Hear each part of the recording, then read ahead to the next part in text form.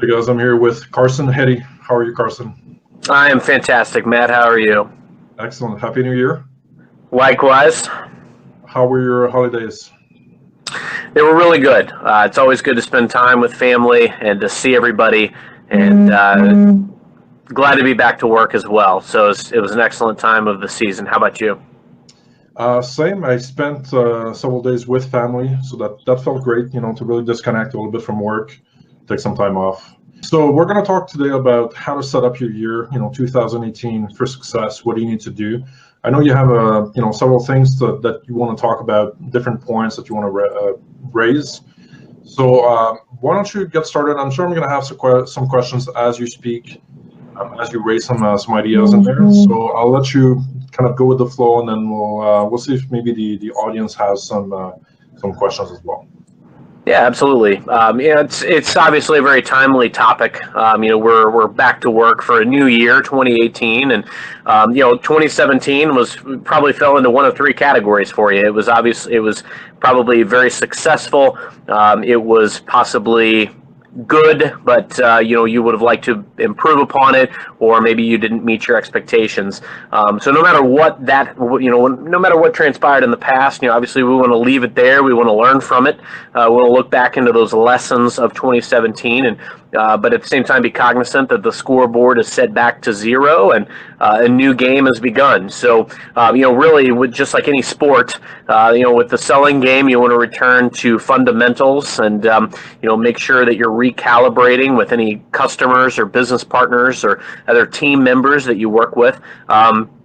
So, I find it is a great time to get right back into the swing of things and waste no time. And I say that because a lot of times the deals that you're going to close in September, and beyond are the ones that are planted, the seeds are planted for right here in the first quarter. So be very cognizant that the actions that you're taking right now are going to impact the rest of the year. And especially if you were scrambling to hit goal toward the end of 2017, obviously, you want to be ahead of the curve when it comes to 2018. So, number one, I would say really prioritize scheduling of customer and team meetings. It's a good time for planning for everyone because for a lot of folks, this is their fiscal year as well.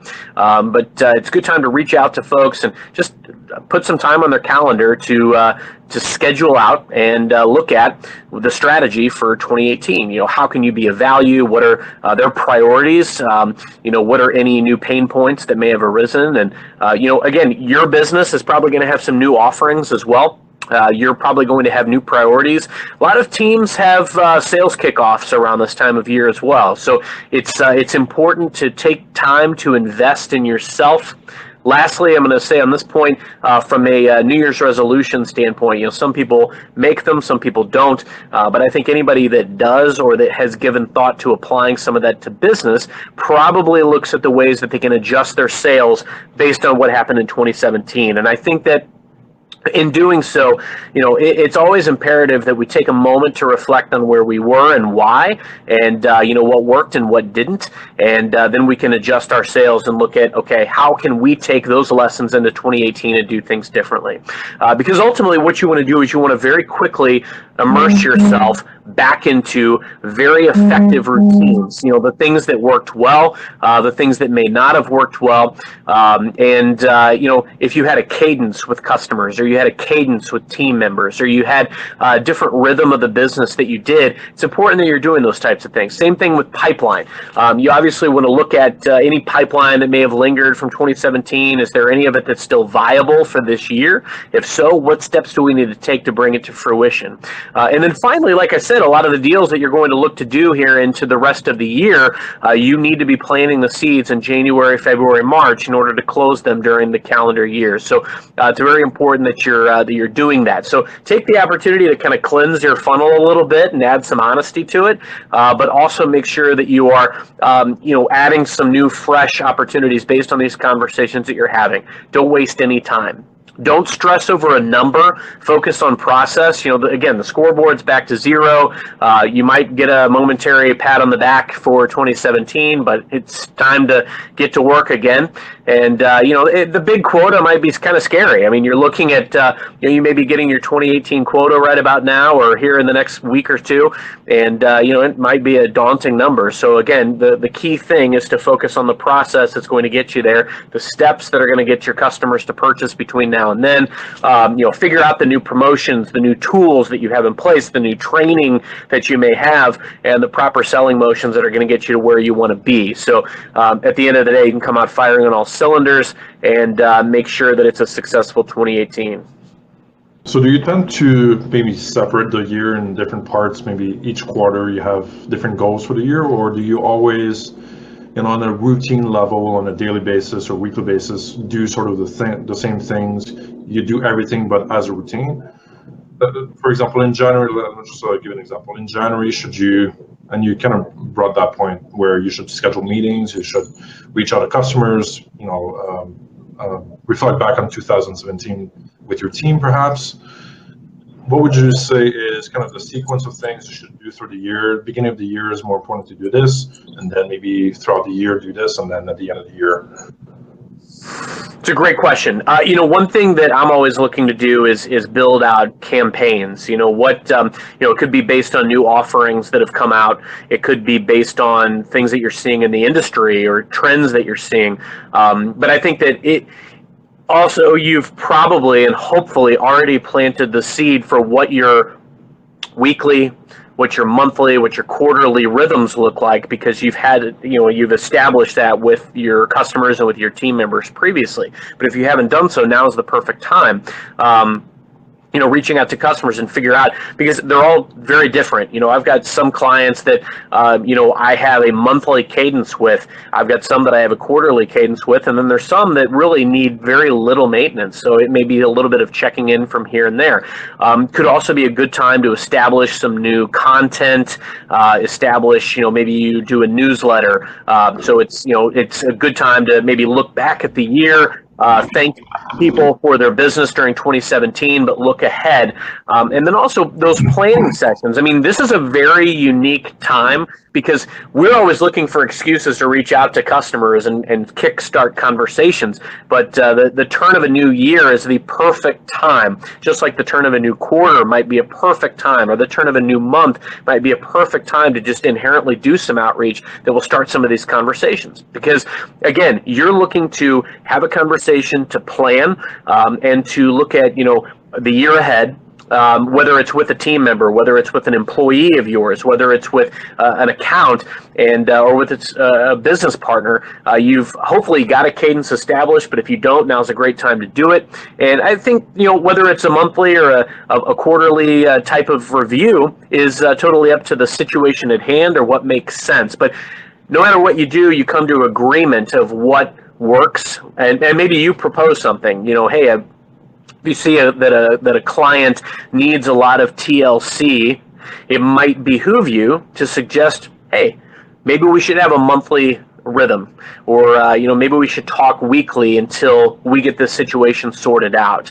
And especially too, if your selling cycle, depending on what your selling cycle looks like, if it's a very long selling cycle, you obviously want to set some benchmarks in place between now and what the ultimate conclusion would be, which would ideally be closure of sale and implementation. So I think it's very critical to set up those types of rhythms up front, and I think the situation is going to dictate each of them. But be open-minded to what it looks like. Make a recommendation to your customer based on what you see the situation to be, but make sure you get their buy-in and their thoughts on it as well. What did you mean by TLC? Tender love and care. Not the band TLC, but little tender love and care. Some customers want to talk to you often, and some customers don't necessarily want that. They're busy enough as it is. So, I think the key piece right now is figure out how much TLC it's going to take in order to make the relationship work better in 2018. And I think you can use a lot of your 2017 learning in order to apply to that and move forward into the new year. So basically, you're going to get some customers that are low maintenance. You don't need to do much. And they're very independent. You don't need to give them a lot of TLC. And then some other customers, you'll know that you need to give more attention to in order to convert and become more in order for them to remain happy, satisfied, and keep buying from you? It's kind of like your top sellers. A lot of times top sellers don't need you to be, giving them guidance and feedback all the time. They, may want that pat on the back, the recognition, maybe give them some opportunities for stretch roles where they can develop additional acumen, or find ways for them to coach peers. But obviously you're going to want to continue to coach them on the ways that they can improve. But there's just like that, there's a lot of customers that don't necessarily need your constant presence. And part of the dynamic of anywhere that you're interacting on the sales food chain, I like to call it, is figuring out where the people that you interact with on that sales food chain, where they need you to be. And customers are the most integral part of that. Is in fact, anytime I meet with a customer for the very first time, I'm asking them, what does your desired cadence with me look like? And like I said, I mean, if I've known a customer for a little bit, and maybe we don't have an established cadence yet, because we didn't necessarily agree on anything up to that point, or they were like, hey, just check in with us quarterly or whatever it is. It was nothing formalized. If I see changes to the dynamic, or maybe we're working on a very intense project, I may propose something.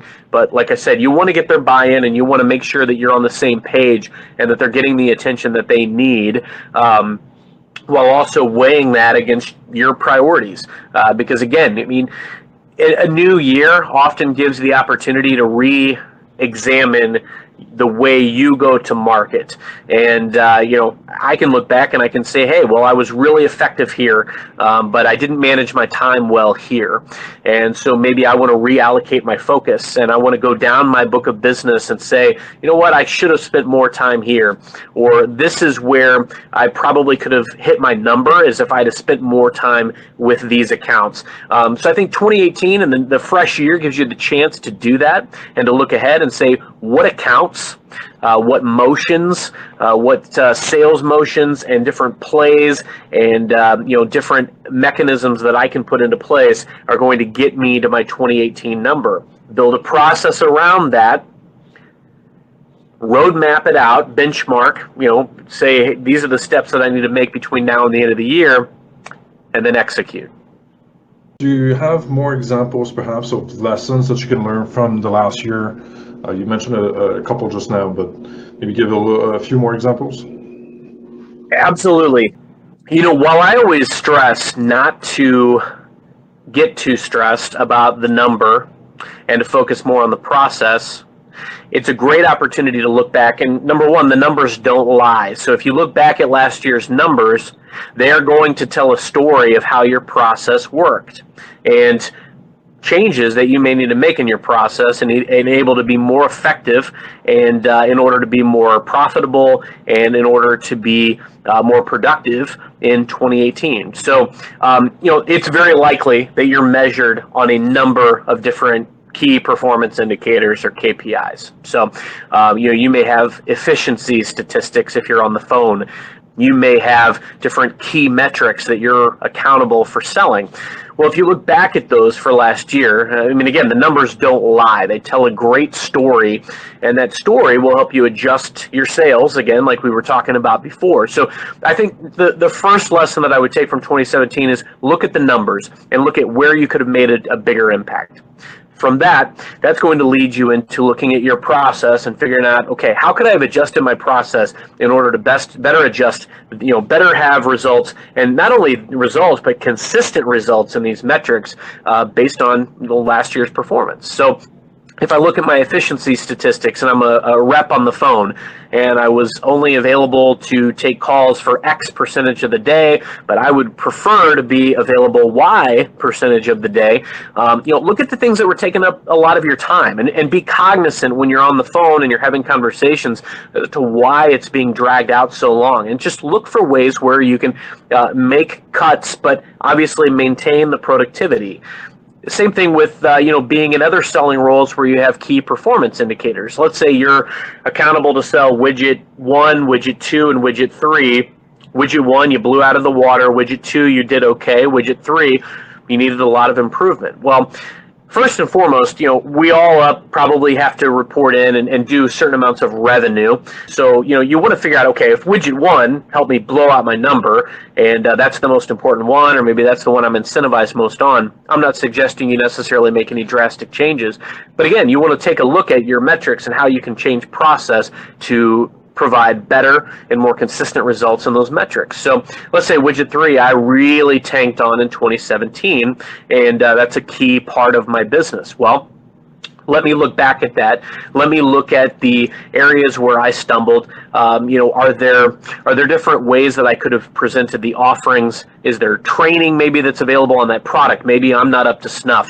Are there other a lot of times we work with different business partners, or we work with other pieces of members of our team and pieces of our own business in order to to quote or to sell these additional solutions. So maybe I need a better relationship there. Maybe I need to invest more in my team dynamic, and in order to not only learn more about that product and service and that KPI and how to sell it, but also figuring out how could I better utilize resources that are already readily available to me to improve that piece of the process. Because again, I strongly believe that it is paramount that you don't focus on the results per se or the quota that you have for 2018, but you obsess over the processes you're going to put in place. And a lot of times, we're looking at our 2018 quota and we're like, wow, that's pretty big growth, and we start to really think about the number and we start to obsess or maybe tell ourselves, God, there's no way I'm going to hit that number, or this is what I've got to do to get there. But often it's very small tweaks to our process that we need to make in order to get there. And if we look at some of the resources that may already be available to us, or some of the other learnings and trainings and things like that we can do, that we can invest in ourselves and make our approach better, we can already be on a better trajectory for 2018. Some of the other examples of ways that we can learn from 2017, it's all about the network. It's all about the relationships. And I think looking back at the level of relationships that you had, whether it was with your clients or with different business partners, people internally, look at those relationships and see where maybe you could improve them. Maybe you could, again, you're looking at ways where I can set a cadence during this first quarter and jump back into planning meetings with these folks. So look at the thermometer of the relationship and see where it is. Are there ways that I can improve it? Because again, these are the types of things that you can invest in. They're going to make your year better, and ways that you can learn from 2017. The last thing I would do is look at the deals that may have gone south and why. Now, I think we do a lot of this, maybe some course correction throughout the year anyway, as it were. But if you look back at your year and you figure out, hey, if I could have discounted by a couple of % less, or maybe I could have gotten in front of just 5 more customers, or whatever it is that I could have had a better probability of hitting my number. Those are the types of things that we can utilize in setting our 2018 goals. So setting 2018 goals for yourself is a very important process to be going through right about this time, because it gives you the chance to say, look, I know that I've got to hit this number, but in order to hit the number, I know that I need to do this, this, and this. So to map that out and to kind of benchmark that throughout the year, and to be able to look at those types of things that I know that I need to do, or I need to get in front of X more customers per month, you can actually consciously go after it and hone your process to give you a statistical advantage. And what I mean by that is, again, everything in selling is probability. So if you look at last year and you say, well, my process last year didn't get me to the number, but I would have if I'd have just gotten in front of this many more customers, or if I'd have just sold this many more of widget number 3, or if I'd have just done this or that. You can set up goals for yourself in 2018 that will help you get to that number. And, Matt, you mentioned this earlier. Yeah, I think you do. You do have different goals, whether it's monthly or quarterly. I can say, hey, I just need to get in front of X more customers per month. That makes it a lot more tangible. That makes it a lot more doable. And if I know that it took me 20 outreach attempts to land me 1, 2, 5 meetings, I can apply that principle whenever I'm trying to set up those additional meetings and get in front of additional decision makers. So there's a lot of ways that we can learn based off 2017. I think a lot of it is looking at the numbers, looking at the pipeline, looking at what happened, taking the lessons from that and applying it to the relationships and to the process for 2018. Great. We actually have a couple of questions from Amit. The first one is, I'm going to show it on the screen, it's going to be easier. Oh, question for Carson. What CRM would you recommend using? And that's kind of a funny question to ask you, but go ahead. Yeah, so that's a tough one for me to answer, just because so I work for Microsoft. We have a CRM solution, so I can't really show bias or favoritism. I'm obviously very familiar of numerous CRMs, but I can certainly speak to the value of having CRMs. And I think that whatever you're doing, whenever you utilize a CRM, it's very imperative that you have access to your accounts. It's good to have it tied in with your email and some of the other platforms that you're using. It's good to have additional functionality that plugs in with other tools that you use. So while I can't show bias or favoritism because of the position that I hold with my day job, I will say that I'm a firm believer in utilization of CRMs for a variety of reasons. Mostly because it helps to keep me on task. I think one of the key things that I do with my CRM on a regular basis, and I've had multiple CRM platforms over my career, is being able to kind of sort through opportunities and just go down the list and look at, how can I further the cause at this account today? And I find that by doing that and kind of taking yourself back of taking yourself out of the minutia, cutting out all the noise and really just focusing on a high level. Let me dive into my CRM. Let me look at my accounts. Let me look at these opportunities. And I ask myself every day, how can I further this cause at this account? What do I need to do? What steps do I need to take? Who do I need to reach out to? And so I think that, inherently you're going to want to have a CRM that will house the necessary data that you will need in order to have the team members that you're working with, have the clients that you're working with, and have any partners that you're working with, and all of the actionable items, any SKUs that you're adding, but then also the next steps, and you can track all of those notes. And there's a lot of them out there. I'd love to have a separate conversation with you about that offline at some point. Great. And the second question is, do you have any examples of websites where we can get sales reports that you ask your sales team to fill out on a monthly or quarterly basis? Question. So, today I use internal stuff. Now, in the past, I've created some things, and I think that if you do a search, I would definitely encourage you to do an internet search of different sales reports that may be out there, or just even templates that might be available, because I have used those in the past when I worked in different roles. So a few years back, I managed a district sales team, and it kind of gave me that opportunity to form my own reports and form my own reporting and databases and whatnot. And so I did some internet searches and actually just looked for sales report examples and templates, and I found some things that I could utilize and that I could add to, which worked really well. But off the cuff, I don't know any that I use because it's been a few years, because now I use everything internal. But it's a great question, and if you find anything, I'd love to compare notes. Sounds good. We're out of time. Carson, I want to thank you for doing this again. You've touched on several topics. It'd be interesting to go into maybe a little bit more depth. If people have comments or more questions, go ahead and reply to this post. And I'm sure Carson's going to want to engage and maybe have a chat with you as well. So, Carson, thank you so much. Matt, always a pleasure. Sales is near and dear to my heart. Hopefully it was a great 2017 for everybody, but hopefully 2018 is even better. Thank you so much. And it shows that you're very, very passionate about it. I try. All right. Talk to you soon. Thanks a lot. Bye. Bye.